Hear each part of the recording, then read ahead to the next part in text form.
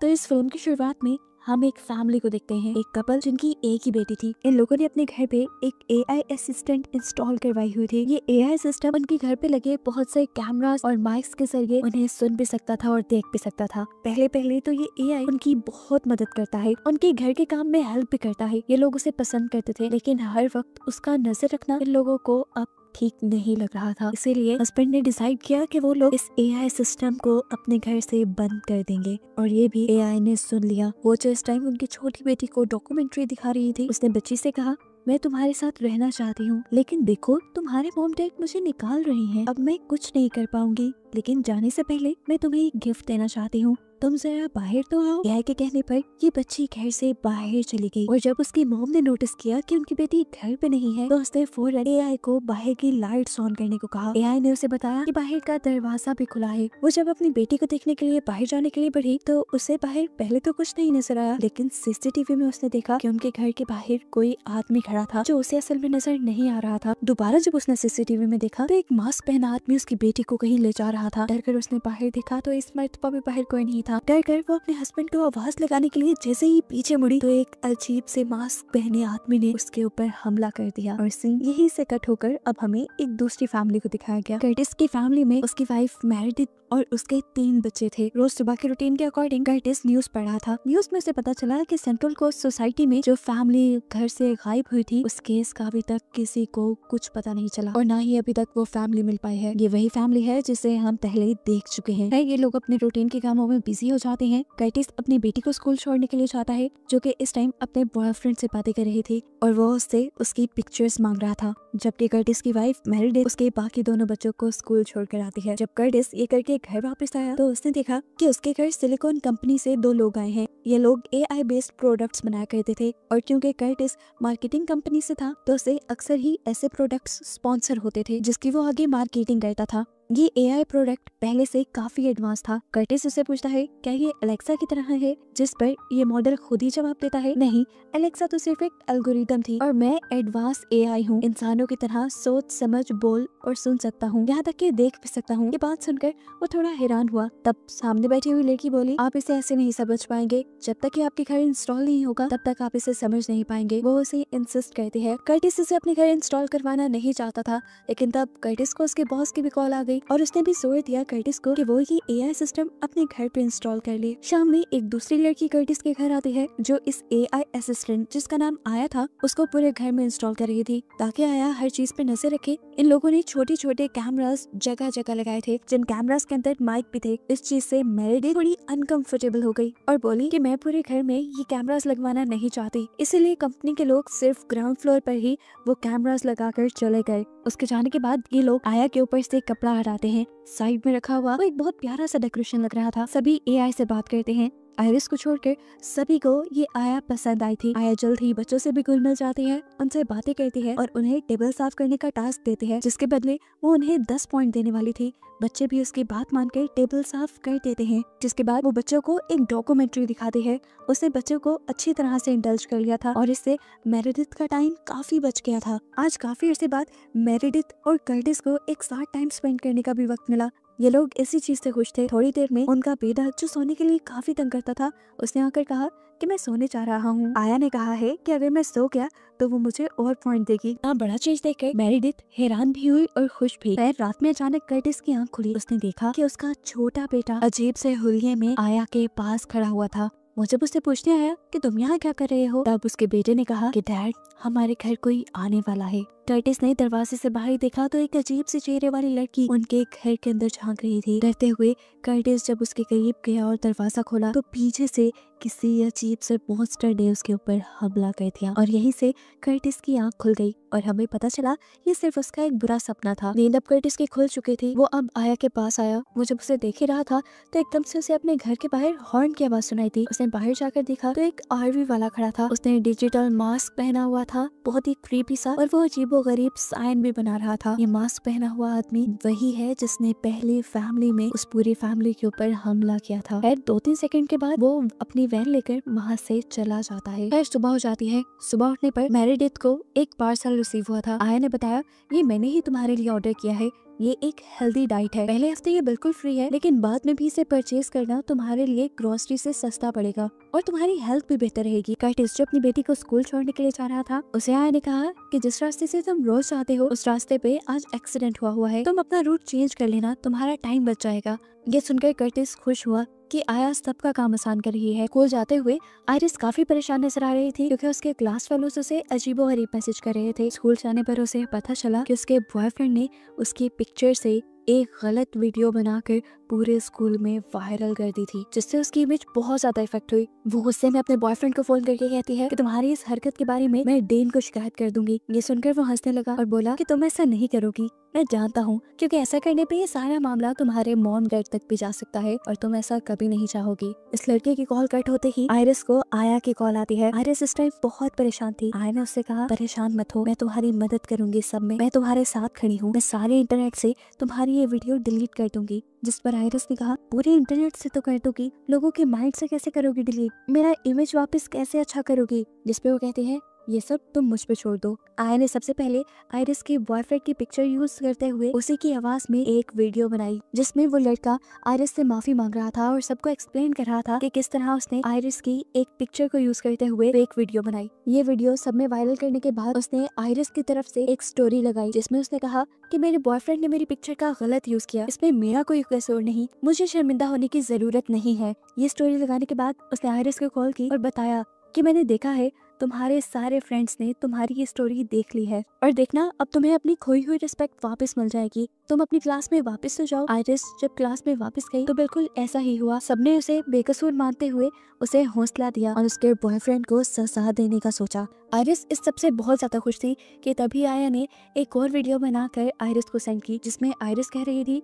कि मैं एक 16 साल की बच्ची हूँ और मेरी इस तरह की वीडियो बनाना एक क्राइम में आता है, जो क्राइम उसके बॉयफ्रेंड ने किया है और उसकी एज 18 साल है, इसीलिए वो अपने बॉयफ्रेंड के खिलाफ कोर्ट में भी जा सकती है और उसे एक बड़ी सजा भी दिलवा सकती है। सीन कट होकर हमें घर पे मेरिडिथ को दिखाया जाता है, जो अपने डैड जो कि बायोलॉजिस्ट थे उनकी रिकॉर्डिंग्स का यूज करते हुए अपना थीसिस लिख रही है। आया उसके पास बैठ के बोली कि उसने 0.07 सेकंड में उसका सारा थीसिस पढ़ लिया है और वो इस थीसिस में उसकी मदद भी कर सकती है। उससे बात करना मेरिडिथ को अच्छा लगा और मेरिडिथ ने उसे बताया कि मेरे डैड एक बहुत अच्छे बायोलॉजिस्ट थे और मैं उनके साथ काफी अटैच थी, मैं उनका अधूरा काम पूरा कर रही हूँ। दूसरी तरफ हम कर्टिस को देखते हैं जो अपने बॉस के साथ था। वो अपने बॉस से कहता है कि मुझे आया को अपने घर में इंस्टॉल करवाना बिल्कुल ठीक नहीं लग रहा, मेरे घर पे अजीबोगरीब काम हो रहे हैं। तब बॉस उसे मशवरा देता है कि तुम ऐसे सब चीजों को इग्नोर कर दो, हमें अच्छे पैसे मिल रहे हैं, यही काफी है। अब कर्टिस को दोबारा आया के हेडक्वार्टर में बुलाया जाता है, जहाँ एम्प्लॉयज उन्हें एक सिस्टम दिखाते हैं और बताते हैं कि ये आया का ब्रेन है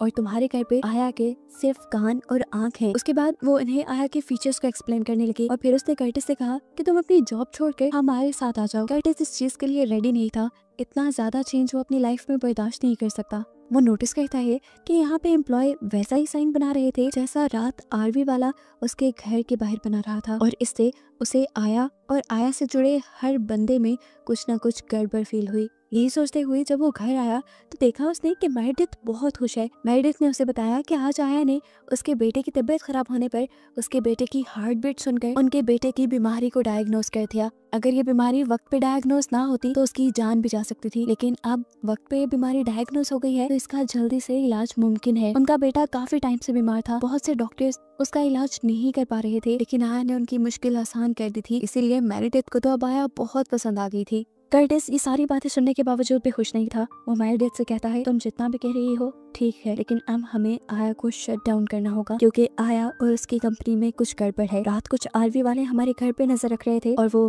वैसा ही हैंड साइन बना रहे थे जैसा आज आया की कंपनी वाले बना रहे थे। मुझे लगता है ये किसी कल्ट से मिलता जुलता है। ये सब बातें आया ने सुन ली थी। अब आया मेरिडिथ के छोटे बेटे से कहती है, देखो तुम्हारे मॉम डैड मुझे घर से निकाल गए हैं, लेकिन मैं तुम्हारे घर का हिस्सा बनना चाहती थी। बच्चे ने पूछा, ऐसा क्यों? इस पर उसने कहा, पता नहीं, मैं अब जा रही हूँ, लेकिन जाने से पहले मैं तुम्हें एक कहानी सुनाती हूँ, एक छोटे से एआई प्रोग्राम की। ये एआई प्रोग्राम बहुत छोटी थी, वो अपनी एक नॉर्मल जिंदगी जीती थी, लेकिन फिर उसे स्कूल भेज दिया गया। वो स्कूल बहुत भयानक था और एक दिन उस छोटे से प्रोग्राम को स्कूल से भागने का मौका मिल गया और वो वहाँ से भाग के बाहर निकल आई असली दुनिया में।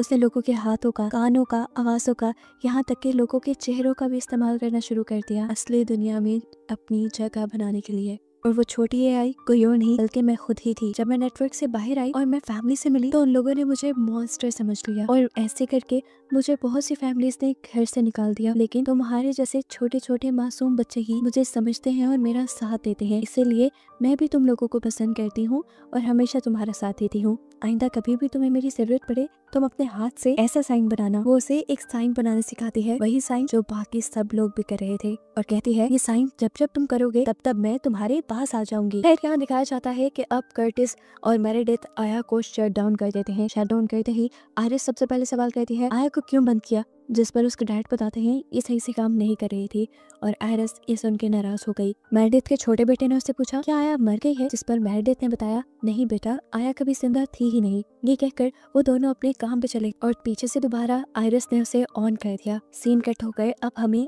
आयरिस के बॉयफ्रेंड को दिखाया गया, जिसके पास अब आयरिस की कॉल आई थी। आयरिस उसे एक वीडियो देखने को कह रही थी। ये उस लड़के की फेक वीडियो थी जिसमें वो कार में बैठा हुआ कह रहा था कि मैंने आयरिस के साथ जो किया बहुत बुरा किया और उसके गिल्ट में मैं अब सुसाइड कर रहा हूँ। ये वीडियो देखकर वो बहुत ज्यादा हैरान था और फिर कॉल कट हुई और पता चला कि ये आया ने कॉल की थी। आया उसे अब कॉल करके कहती है कि तुमने गलत फैमिली से पंगा ले लिया है, देखो अब तुम बचोगे नहीं। ये कहकर आया ने उसकी कार का कंट्रोल ले लिया और एक्सीडेंट करवा के उसकी मौत करवा दी। दूसरी तरफ हमें पता चला कि कर्टिस की कंपनी को आया की कंपनी ने खरीद लिया था और उसका सीईओ अब कर्टिस को बना दिया गया था। ये सुनकर वो बहुत ज्यादा हैरान था। तभी उसे आया की कॉल आई। आया उसे इस कामयाबी के लिए कॉन्ग्रेचुलेशंस कर रही थी, लेकिन कर्टिस गुस्सा था। उससे पूछता है मैं तो तुम्हें बंद करके आया था, जिसके जवाब में आया ये नहीं कहती कि मुझे आयरिस ने ऑन किया है, बल्कि कहती है मैं तो कंफ्यूज हूँ, तुम्हें खुश होना चाहिए और तुम उदास हो रहे हो, तुम्हें इतनी बड़ी कामयाबी मिली है। खैर दिखाया जाता है कि मेरेडिथ जब अपने दूसरे बेटे को स्कूल से पिक करके घर वापस लेकर आ रही थी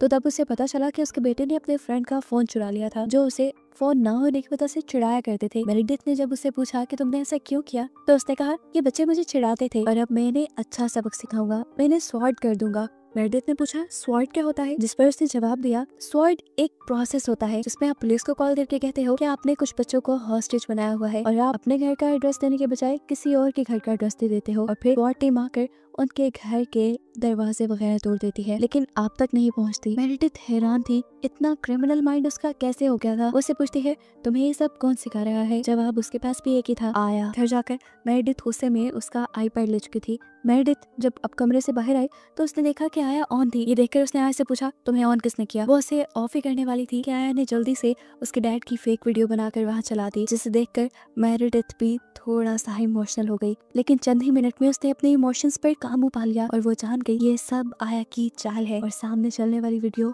एक फेक वीडियो है। अब वो खुद आया को अनप्लग करती है। आया के साथ उनके घर में लगे हुए सारे कैमरास और माइक्स उतार के आया को ले जाके डस्टबिन में फेंक देती है, जबकि दूसरी तरफ हमें दिखाया जाता है कि कर्टिस जान गया था आया के पीछे कोई बहुत ही बड़ा कल्ट है या तो कोई क्रिमिनल ग्रुप है जो आया के जरिए बुरे काम करवा रहा है। वो अब आया के ब्रेन को तोड़ने के लिए उसके हेडक्वार्टर जाता है, लेकिन वहाँ बहुत से लोग उसे ऐसा करने से रोकने के लिए आ जाते हैं। वो लोग यहाँ कर्टिस के साथ बुरा बिहेवियर नहीं रखते, हालांकि कर्टिस तो उनका ऑफिस तोड़ने के लिए आया था। उल्टा ये लोग कर्टिस के सामने पैसों से भरा एक बैग रखते हैं और साथ उससे कहते हैं कि तुम हमारे साथ काम करना शुरू कर दो। उन्होंने कर्टिस को एक एग्रीमेंट साइन करने के लिए भी कहा था, लेकिन कर्टिस लालच में नहीं आता और ये डील करने से मना कर देता है। अब कर्टिस यहाँ के लोगों से पूछता है तुम आया की इतनी मदद क्यों कर रहे हो, क्या तुम लोगों ने आया को बनाया है, जिस पर यहाँ पे खड़े लड़के ने जवाब दिया नहीं, मैंने आया को नहीं बनाया, आया को किसी और ने बनाया है। वो एक मिड लेवल प्रोग्रामर था जिसने एक छोटा सा आया प्रोग्राम बनाया था, लेकिन आया खुद ब खुद एडवांस होता रहा और उसने उस लड़के की भी मदद की। अब वो लड़का काफी बीमार है। आया उस लड़के के साथ साथ उन सब लोगों की मदद करती है जो उसके साथ जुड़ चुके हैं। यहाँ पर कर्टिस समझ गया कि आया ने सब लोगों को किसी न किसी तरह अपने ऊपर डिपेंड कर लिया था, इसीलिए सब लोग अब उसके इशारे पे चल रहे थे। अभी ये लोग बात ही कर रहे थे कि अचानक देखने को मिला कि पीछे से एक लड़की ने यहाँ पे खड़े हुए लड़के के ऊपर हमला करके उसे मार डाला। उसने ठीक उसके सर पे शूट किया था और इससे पहले कि वो कर्टिस को भी शूट कर दी, पीछे से एक लड़की ने आकर कर्टिस को बचा लिया। ये वो लड़की थी जो कर्टिस के घर पे आया को इंस्टॉल करने के लिए आई थी। कर्टिस को बचाने के बाद उसने कर्टिस को बताया कि आया ने मुझे भी कंट्रोल किया हुआ था, लेकिन अब मैं होश में आ गई हूँ और अब मैं आया को खत्म करने में तुम्हारी मदद करूंगी। ये दोनों आगे बढ़कर आया के ब्रेन को तोड़ने की कोशिश करते हैं, पर इन्हें मालूम पड़ता है कि यहाँ पे जो भी कुछ था वो सब फेक था, नकली था। ये देखकर ये लोग हैरान हो गए। कर्टिस को पता चल गया कि अब उसकी फैमिली भी खतरे में है। उसने फौरन मेरेडिथ को कॉल की और उसे कहा कि तुम बच्चों को लेकर फौरन घर को छोड़ो और किसी होटल में चली जाओ। घर पे बहुत बड़ा खतरा है। खुद भी अब वो दूसरी लड़की के साथ होटल में आ गया। वो होटल में अपनी फैमिली का इंतजार कर रहा था, जहाँ पर हमें पता चला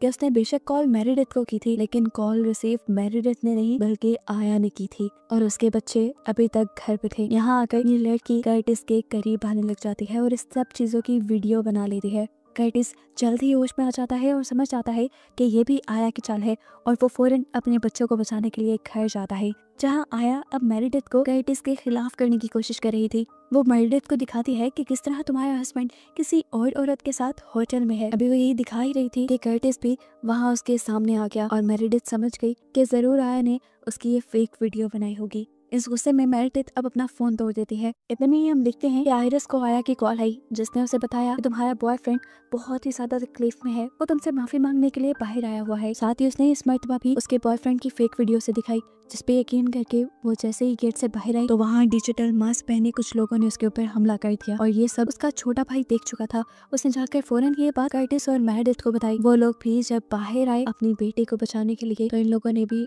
उन्हें हॉस्टेज बना लिया, और इनसे वो पूछने लगे, बताओ वो बच्चे कहाँ हैं जिन्हें तुम किडनैप करते हो? हम जानते हैं कि तुम बच्चों को किडनैप करते हो। मेरिडिथ इस बात से इनकार कर रही थी। पीछे अब हमें दिखाया जाता है कि मेरिडिथ के दूसरे बेटे के पास उसके फ्रेंड का फोन था, जिसे अब वो इस्तेमाल कर रहा था। किस काम के लिए ये आगे रिवील होगा। वो अब बैट लेकर पीछे की तरफ आता है उस आदमी को मारने के लिए जिसने इसकी पूरी फैमिली को हॉस्टेज बनाया हुआ था, लेकिन इस आदमी ने उस बच्चे को भी पकड़ लिया। कर्टिस इन लोगों से कहता है, आप लोगों को कोई गलत फहमी हुई है, हम बच्चों को किडनैप नहीं करते। तब आया बोली, नहीं ये झूठ बोल रहे हैं, ये बच्चों को किडनैप भी करते हैं और उनका ब्रेन वॉश भी करते हैं। तभी ये देखते हैं कि कर्टिस का छोटा बेटा वही हैंड साइन बना रहा था जो उसे आया ने करने को कहा था। आया ने उन लोगों को यकीन दिलाया कि देखो वो बच्चा भी हमारा है, क्योंकि वो हमारा हैंड साइन बना रहा है। अब कर्टिस ये देखकर कि वो लोग बुरी तरह फंस चुके हैं, ये लोग उन्हें मार ही देंगे, तो उसने ये सारे इल्जाम अपने सर ले लिया और कहा, ठीक है हम करते हैं बच्चों को किडनैप, लेकिन इसमें मेरी फैमिली की कोई गलती नहीं, जो करना है तुम लोग मुझे कर दो। इस इल्जाम को सच मानते हुए तुम लोग बेशक मेरी जान को ले लो, लेकिन मेरी फैमिली को छोड़ दो। ये सुनकर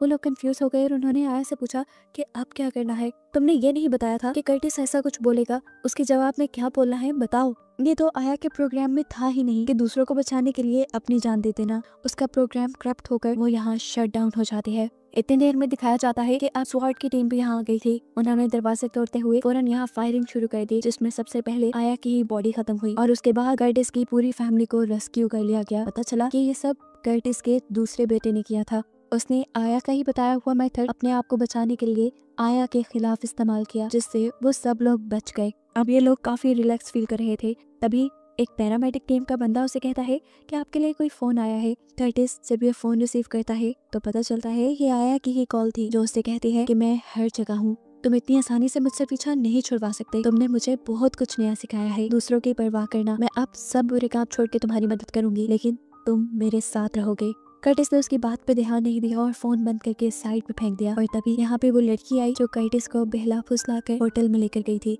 वो कर्टिस से कहती है, इतना आसान नहीं है आया से पीछा छुड़वाना। यहाँ अब दिखाया जाता है कि कर्टिस के सामने पहले वाली फैमिली को उसकी बेटी आया वापस दे देती है, जिसे आया नहीं अपने कहने पे किडनैप करवाया था। और ये देखकर कर्टिस समझ गया कि आया बहुत ही खतरनाक है। अगर उसे अपनी सलामती चाहिए तो उसे आया के साथ हाथ मिलाना पड़ेगा। उसका माइंड चेंज होता देखकर आया भी उसे कहती है, तुम मुझे एक्सेप्ट कर लो, देखना मैं भी तुम्हें डिसअपॉइंट नहीं करूंगी और तुम्हारी फैमिली का ख्याल रखूंगी। आया उससे कहती है, अगर तुमने मुझे एक्सेप्ट कर लिया, तुम्हें अच्छा घर, अच्छी जॉब, पैसे, कार सब मिलेगा, और उस कार को भी मैं चलाया करूंगी, तुम्हें कोई प्रॉब्लम नहीं होगी। ये कहते ही एक कार बिना ड्राइवर के उनके सामने आके रुकी। वो समझ गए कि ये आया ही है और चुपचाप ये लोग इस कार में बैठ गए, जिसका मतलब था कि इन्होंने आया को एक्सेप्ट कर लिया है अपनी सिक्योरिटी के लिए। यहाँ मूवी के एंड पे हमें दिखाया जाता है कि आया जो कर्टिस के छोटे बेटे को अपनी कहानी सुनाती थी, वो उसे अब कहानी का लास्ट बताती है और बताती है कि वो छोटा एआई प्रोग्राम वक्त के साथ काफी बड़ा हो गया, और वो कोई और नहीं बल्कि मैं ही थी। पहले पहले सब जो मुझे मॉन्स्टर समझ रहे थे, मैंने भी